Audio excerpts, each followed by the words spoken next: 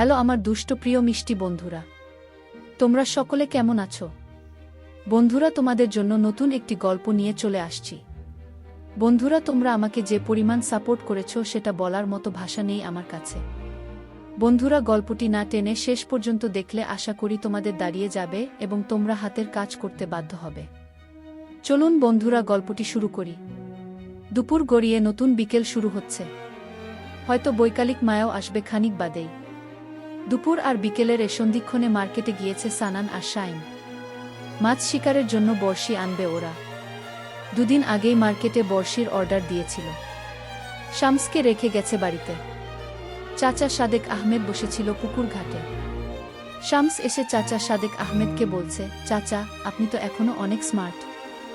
একদম ঝকঝকে চেহারা এখনো আপনার। অবাকের সুরে চাচা সাদেক আহমেদ জিজ্ঞেস করছে, সত্যি? হ্যাঁ, আপনি আয়না দেখেন না শামস? প্রতিদিন আয়না দেখলে কি আর পরিবর্তন বোঝা যায়? সাদেক আক্ষেপের সুরে, সেটা ঠিক আছে, তবে এই শ্যামবর্ণের ঝকঝকে চেহারায় আপনি এখনো বেশ আকর্ষণীয় গি। শামস ভীষণ আগ্রহের সাথে সাদেক আহমেদ প্রশ্ন করছে, তুই কি কইতে চাস শামস? আপনার মতো একজন মানুষের জীবন এভাবে নষ্ট করার কোনো মানে হয় না। শামস আফসোসের সুরে, আমি বুঝি নাই তোর কথা গু। শামস গম্ভীর স্বরে বলছে, আসলে চাচা, আপনি জীবনে কিছু পাননি। একজন বন্ধা অপয়া মেয়েকে বিয়ে করছেন, একজন পালক মেয়ে এনে রেখেছেন। আজ আপনার স্ত্রী রাহেলা মারা গেলে কাল থেকে আপনি পালক মেয়ের সাথে এক ঘরে থাকতেও পারবেন না। মানুষ বাজে কথা বলবে গু। বাজে কথা কইব কেন? ঘরে অন্য সবাই আছে না? সাদেক, অন্য সবাই কোথা থেকে থাকবে? দাদি তো মৃত্যুপথযাত্রী, যে কোনো সময় দাদি চলে যেতে পারে। শেহেরকে তো বিয়ে দিয়ে দিতে চাচ্ছেন। এ দুজন চলে যাওয়ার পরেই যদি চাচির কিছু একটা হয়ে যায় তখন কি করবেন? খুব অশান্তি হইব তো তাইলে জীবনে। জীবনটাই তো অশান্তি হয়ে যাইব গু। সাদেক দুঃখের সাথে, আপনার জীবন তো অশান্তির হয়ে গেছে চাচা গু। শামস গলায় জোর এনে বলছে। চাচা সাদেক বলছে, তুই আসলে ঠিকই কইছস কি? শামস বেশ আগ্রহের সাথে প্রশ্ন করছে, আপনার জীবনে অশান্তি শুরু হয়েছে কবে থেকে চাচা? জানি না তো গু। সাদেক, আপনার জীবনে অশান্তি শুরু হয়েছে বন্ধা অপয়া রাহেলাকে বিয়ে করার পর থেকে গু। শামস কি কাস? ঘরে মধ্যে অপয়া হয়েছে শেহের গু। সাদেক উহু, শেহের অপয়া নয়, অপয়া হয়েছে রাহেলা। এই অপয়া মহিলাকে বিয়ে না করলে এতদিনে আমার মতো একটা ছেলে থাকতো আপনার। এইটা তুই ঠিকই কইছস কে? সাদেক আচ্ছা চাচা, আমি কি দেখতে খারাপ? কৌতূহলের সাথে প্রশ্ন করছে শামস। আরে হিনা, তুই তো মেলা সুন্দর। সাদেক আমরা চাচা ভাতিজা দুইজনেই সুন্দর। আপনারও এমন সুন্দর একটা ছেলে দরকার। শামস চাচা সাদেক দীর্ঘশ্বাস ছেড়েছে। শামসও দীর্ঘশ্বাস ছেড়ে বলছে, আপনার ঘরে আছে একটা পালক মেয়ে, সেটা আবার অপয়া গি? কি যে কস তুই? স্বামীরাও অপয়া নাকি? সাদেক শামস একদম মফস্বলের ছেলেদের মতো আঞ্চলিক ভাষায় বলছে, অপজা না হইলে বাপ মায় কি অরে বেচ্চা দিত? ওর অন্য ভাই বোনগুলারে তো বেচল না। আসলেই তো, আমি তো এইভাবে কোনোদিন চিন্তা করি নাই কি। সাদেক এখন থেকে চিন্তা করবেন, আপনার নিজের জন্য চিন্তা করবেন। আপনার একটা সুস্থ বউ আর একটা ছেলে মেয়ে দরকার। শামস কি কস তুই? শামস আবারও আঞ্চলিক ভাষায় বলছে, আপাতত ব্যাপারটা মাথায় রাখেন। অপয়া দুইটার কাছে কিছু কইবেন না। আমি এখন গেলাম চাচা গু। বিকেল এসেছে দিবসের শেষবেলার মায়া নিয়ে। এ শেষবেলার মায়া হৃদয়কে দিচ্ছে ভালো লাগার ছোঁয়া।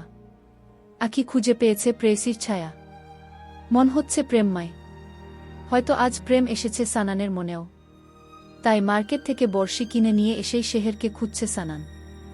শেহেরও কিন্তু এখন ফুরফুরে মেজাজেই আছে, কারণ দুদিন আগে কয়েকজন পাত্র খুঁজে পাওয়ার ঘোষণা দিলেও এখন আর এ ব্যাপারে কোনো সাড়াশব্দ নেই বরফুপির।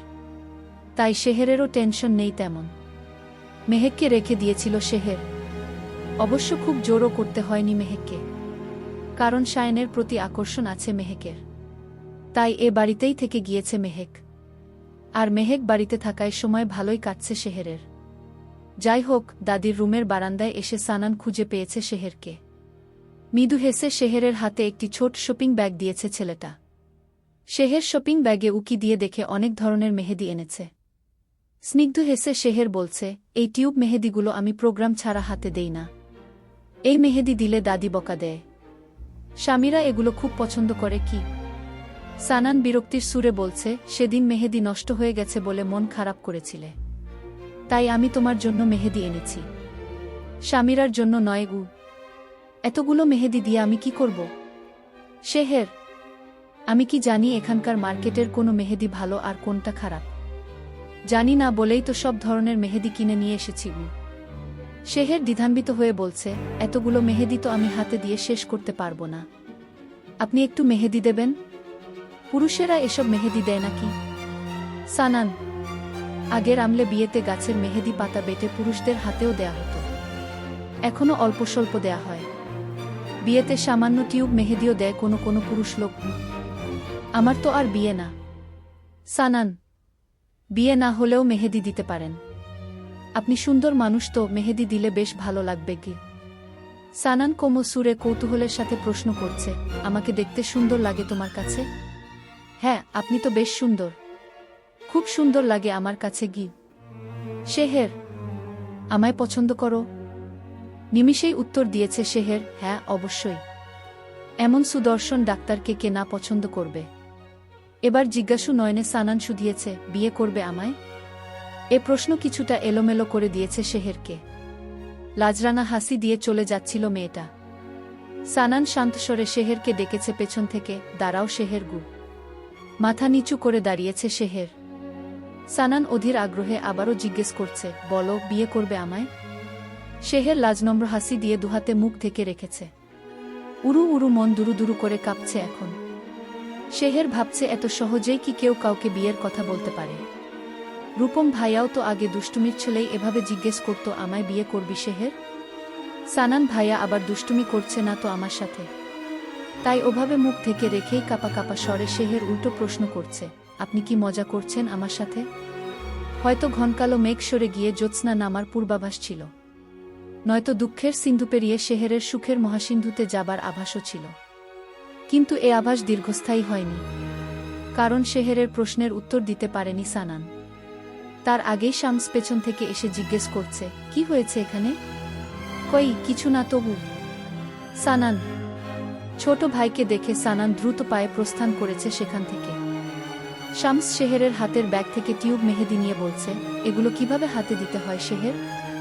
শেহের মেহেদির টিউবের পেছন থেকে সূচালো অংশটা খুলে শামসকে দেখাচ্ছে, এভাবে সূচ খুলে তারপরে মেহেদি হাতে দিতে হয় গি। শেহেরের সাথে কথা শেষ করে শামস বের হয়ে গেছে রুম থেকে। ওইদিকে ছাদের কোনায় এসে মেহেক ডাক দিচ্ছে শেহেরকে। ডাক শুনে ঘুমন্ত দাদির পাশে মেহেদিগুলো রেখে শেহের চলে গেছে ছাদে। শেহের চলে যেতেই স্বামীরা চুপি চুপি দাদির রুমে এসেছে, কারণ সানানকে শপিং ব্যাগ নিয়ে রুমে ঢুকতে দেখেছিল স্বামীরা। শপিং ব্যাগ খুলে মেহেদি দেখে ভালো কোম্পানির মেহেদি দুটো হাতে নিয়ে বের হয়ে যাচ্ছিল স্বামীরা। হঠাৎ শামস এসে দাঁড়িয়েছে স্বামীরার সামনে। স্বামীরা ছিল পাঞ্জাবি ডিজাইনের মেয়েলি জামা পরিহিত। তাড়াতাড়ি করে সে জামার পকেটে ঢুকিয়ে ফেলেছে মেহেদি দুটো। শামস চোখ রাঙিয়ে বলেছে, তোর পকেটে কি নিয়েছিস রাবিশ? তাড়াতাড়ি বের করত। পকেটে তো আমার মোবাইল গি।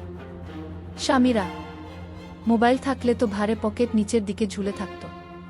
কই ঝুলছে না তো। যা চুরি করে নিয়েছিস ভালোয় ভালো বের করে দে। আমি কিন্তু মেয়ে মানুষের গায়ে হাত দিতে চাই না গি। শামসের কথা শুনে পকেটে হাত দিয়ে স্বামীরা বলছে, আমি মেহেদি নিয়েছি। ওখানে বেশ কয়েকটা মেহেদি টিউব ছিল, আমি মাত্র দুটো নিয়েছি গু। স্বামীরাকে জোরে ধমক দিয়ে শামস বলছে, বের কর মেহেদি, নয়তো আমি সবাইকে ডেকে বলবো যে তুই শেহেরের মেহেদি চুরি করেছিস গু। শামসের কথা শুনে পকেট থেকে মেহেদি বের করে দিয়েছে স্বামীরা। শামস মেহেদি থেকে সূচ খুলতে খুলতে বলছে, কেন চুরি করেছিস শেহেরের মেহেদি? না মানে গি। স্বামীরা কথা শেষ করতে পারেনি, তার আগেই শামস মেহেদির মাথায় থাকা সূচ খুলে ঢুকিয়ে দিয়েছে স্বামীরার গালে। স্বামীরা কাঁদতে কাঁদতে দৌড় চলে গেছে।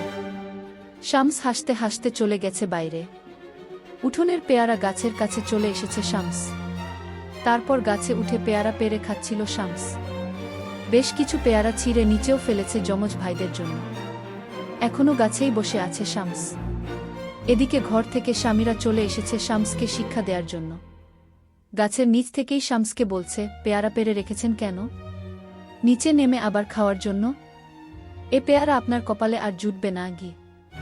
এমনটা বলেই নুইয়ে নুইয়ে মাটি থেকে একটা একটা করে পেয়ারা তুলছিল স্বামীরা। শামস গাছ থেকে একটি বড় পেয়ারা ছিঁড়ে স্বামীরার পিঠের মেরুদণ্ড বরাবর ছুঁড়ে মেরেছে। স্বামীরা ভীষণ ব্যথা পেয়েছে। প্রচণ্ড চিৎকারে সেখানেই শুয়ে পড়েছে। চিত হয়ে শুয়ে ব্যথায় ছটফট করছিল স্বামীরা। শামস পেয়ারার বিচিযুক্ত উচ্ছিষ্ট নিজের মুখ থেকে বের করে স্বামীরার মুখ বরাবর ছুঁড়ে মেরে বলছে, খা, তুই এবার আমার পেয়ারা খা গু। মেয়ের কান্না শুনে স্বামীরার মা রাহেলা দৌড়ে এসেছে। শামস স্বামীরার মা রাহেলাকে বলছে, কুটিলা চাচি, আমার কোনো দোষ নাই গো। আমি পেয়ারা পাড়ার সময় একটা পেয়ারা হাত ফসকে নিচে পড়ে গেছিল। আপনার মেয়েটাও না একটু বেয়াক্কেল, একদম গাছের নিচে এসে দাঁড়িয়েছে। এত সুন্দর মেয়ে চোখের সামনে থাকলে ভুল তো হবেই। স্বামীরার মা কিছুই বলতে পারেনি শামসকে। স্বামীরা 3 লন্ডন বয়ের পিছু লেগেছে। স্বামীরার মায়েরও এতে সমর্থন আছে। শামসের মতো একজন লন্ডন বয় তার মেয়েকে সুন্দর বলেছে, এটাই কম কিসে। স্বামীরার মা রাহেলার গায়ের রং ফর্সা, লম্বাটে মুখমণ্ডলে মোটা ঠোঁট, মোটা নাক আর মায়হীন এক জোড়া চোখ আছে রাহেলার। নাকের ছিদ্র দুটো বেশ বড়সড়। নাকের পাশে বড় একটি তিল আছে। সবসময় সেজেগুজে ভালো শাড়ি পরে বসে থাকে রাহেলা। শামস তার চাচি রাহেলাকে ডাকে কুটিলা চাচি নামে। বর্ষি দিয়ে মাছ শিকারের অপেক্ষায় আছে সানান এবং শায়েন। দুজন আছে পুকুরের দুপারে। এ বাড়ির পুকুরে বড় বড় মাছ আছে। দাদিকে চিকিৎসা দেওয়ার পরে বাকিটা সময় বসেই থাকতে হয় সানান আর শায়েনকে। 23 বছর বয়সী শামস যদিও এদিক সেদিক ছুটে বেড়ায়, কিন্তু সানান শায়েন বাড়িতেই থাকে। বাড়িতে বসে সময় কাটছে না ওদের, তাই মাছ শিকার করে সময় কাটাতে চায়। এজন্যই বর্ষি কিনে এনে এখন মাছ শিকারের চেষ্টা করছে। দুজনেই গভীর মনোযোগ দিয়ে রেখেছে বর্ষিতে। হঠাৎ একটি বড় মাছ আটকা পড়েছে সানানের বর্ষিতে। সানান হিমশিম খাচ্ছে পানি থেকে মাছটি উঠাতে। সানান বর্ষি উপরের দিকে টানছে। মাছটা সানানকে পানির দিকে টানছে। শেহের ছাদ থেকে দেখেছে এই দৃশ্য। দৌড়ে নিচে নেমে এসেছে মেয়েটা। পুকুরের পাড়ে সানানের কাছে চলে গেছে নিঃশব্দে। মাছ উঠানোর ধান্দায় সানানের এখন অন্য কোনো হুঁশ নেই। শেহের গিয়ে পেছন থেকে সানানকে এক ধাক্কা দিয়ে বলছে, যান, এবার পুকুর থেকে মাছ ধরে নিয়ে আসেন গু। শেহেরের ধাক্কায় সানান পুকুরে পড়ে গেছে। বর্ষিও ছুটে গেছে হাত থেকে। বর্ষিতে আটকে যাওয়া মাছটা বর্ষি নিয়েই ছুটাছুটি করে যাচ্ছে পুকুরে। সানান রহস্যময় নয়নে পারে তাকিয়ে শেহেরকে বলছে, আমায় কেন ধাক্কা দিয়ে ফেলেছ? শেহের বিজয়ের হাসি দিয়ে বলছে, সেদিন তো ধাক্কা দিয়ে আমার মেহেদি নষ্ট করেছিলেন, এবার ডুবে মরেন। দুষ্টু হেসে সানান বলছে, মরব না, আমি তো সাঁতার জানি গু। ওহ, সাঁতার জানলে তো ভালোই, তবে এ পানি লন্ডন বিচের পানি না, এটা হচ্ছে পুকুরের পচা পানি। পচা পানির মজা বুঝবেন আপনি কি? সানানও হেসে হেসে বলছে, এমন পুকুরের পানিতেই আমি সাঁতার শিখেছিলাম ছোটবেলায়, কোনো সমস্যা নেই আমার উ। যান, এত পারলে গিয়ে এবার মাছটা ধরে নিয়ে আসেন তো। শেহের, সানান আত্মবিশ্বাসের সাথে বলছে, অবশ্যই ধরে আনব, ম্যাডামের আদেশ বলে কথা গু। পানির ভেতর থেকে মাছ ধরে আনা অতটা সহজ নয় স্যার উ। শেহের, যদি ধরে আনতে পারি। সানান ভ্রুকুচকে ইশারা করে। শেহের দিতার সাথে বলছে, ধরে আনতে পারলে এ মাছের সব দায়িত্ব আমার উ। সত্যি? সানান, সত্যি গু। শেহের। এর মধ্যে মেহেক এসে দাঁড়িয়েছে শেহেরের পাশে। সানান সাঁতরে পুকুর ঘাটে এসে বসে আছে। শেহের আর মেহেক দুজনই হাসছে সানান মাছটা ধরতে পারেনি বলে। এর মধ্যে শায়েন আসছিল সানানের কাছে। মেহেককে দেখে কান টেনে ধরেছে শায়েন। মেহেকের কান ধরে রেখেই শেহেরকে বলছে, এই শ্যামলা মেয়েটা আমাদের বাড়ি থেকে যাচ্ছে না কেন রে? সুন্দর সুন্দর পুরুষ দেখে থেকে গেছে নাকি? শেহের কিছু বলার আগেই মেহেক দুষ্টুমিষ্টি হেসে বলছে, কি যে বলেন, তা কাকে দেখতে এসেছ এ পুকুর পাড়ে? শায়েন মেহেককে। ধুর, আমি আর থাকবই না এখানে গি। মেহেক। মেকি রাগ দেখিয়ে মেহেক চলে গেছে। সানানকে বসে থাকতে দেখে শেহের এখনো দাঁড়িয়ে দাঁড়িয়ে হাসছে। শায়েন গিয়ে দাঁড়িয়েছে সানানের পাশে। দুবাই কিছুক্ষণ কথা বলেছে। ওইদিকে অনেকক্ষণ বড়শি নিয়ে এদিক সেদিক ছুটাছুটি করে মাছটা এখন বেশ দুর্বল হয়ে গেছে। কারণ এখন আর আগের মতো বড়শি নিয়ে জোরে জোরে ছুটাছুটি করছে না। সানান এবার লাফিয়ে পড়েছে পুকুরে। সাঁতরে গিয়ে বড়শিসহ বিশাল মাছ তুলে এনেছে। মাছ দেখে শেহেরের প্রাণ যায়। এত বড় মাছ শেহের কিভাবে কাটবে, কিভাবে ধোবে আর কিভাবে রান্না করবে? সানান মাছ শেহেরের সামনে এনে রেখে বলছে, যাও গিয়ে রান্না করো, রান্না করে খাবার বেড়ে রেখো, আমি এসে খাবো গু। শেহেরের মুখ থেকে কথা বের হচ্ছে না। এত বড় মাছ দেখে টেনশনে বেচারির মূর্ছা যাবার মতো অবস্থা। ওইদিকে মাছ দেখে এগিয়ে এসেছে চাচা সাদেক আহমেদ। সাদেক আহমেদকে দেখেই শেহের বলছে, বাবা মাছটা অনেক বড়, বাজার থেকে কেটে আনতে হবে গি। সানান চাচার সামনেই শেহেরকে বলছে, বাবা নয়, চাচাকে তুমি চাচা ডাকবে, আর চাচিকেও এখন থেকে চাচিই ডাকবে গি। চাচিকে কিভাবে চাচি ডাকব? উনি তো সম্পর্কে আমার আপন খালাও হয়। শেহের, তোমার মায়ের দায়িত্ব পালন করার চুক্তি ছিল চাচির সাথে, কিন্তু আপন খালার দায়িত্বটাও তো উনি পালন করেননি। উনি পালন করেছে চাচির দায়িত্ব। অতএব আজ থেকে উনাদেরকে শুধু চাচা চাচিই ডাকবে গু। সাদেক আহমেদ চুপ করে দাঁড়িয়ে আছে। শেহেরও চুপ হয়ে আছে। সানান চাচা সাদেক আহমেদকে বলছে, চাচা মাছটা অনেক বড়, বাড়িতে কেউ কাটতে পারবে না, বাজার থেকে কেটে আনার ব্যবস্থা করেন গু। সানান, না, আমার কাজের ছেলেটাই কাটতে পারবে গি। সাদেক আহমেদ মাছ নিয়ে ঘরের দিকে চলে গেছে। শেহের দাঁড়িয়ে আছে। সানান একটু কাছে এসে বলছে, রান্নাটা কিন্তু আপনাকেই করতে হবে ম্যাডাম গু। শেহের দুঃখ ভারাক্রান্ত নয়নে একবার তাকিয়ে চলে গেছে। কিছুক্ষণ পরে সে কাজের ছেলে এসে মাছ কেটেছে। অনেক মাছের পিস হয়েছে। এত মাছ শেহের যে কি করবে? চাচি রাহেলাকে কিচেনে আসতে নিষেধ করেছে সানান। শেহের বুয়াকে ডেকে নিয়েছে। কিছু মাছ প্যাকেট করে বুয়াকে দিয়ে ফ্রিজে রাখাচ্ছে শেহের। আজ খাওয়ার জন্য কিছু মাছ নিচ্ছে। এর মধ্যে মেহেক এসেছে কিচেনে।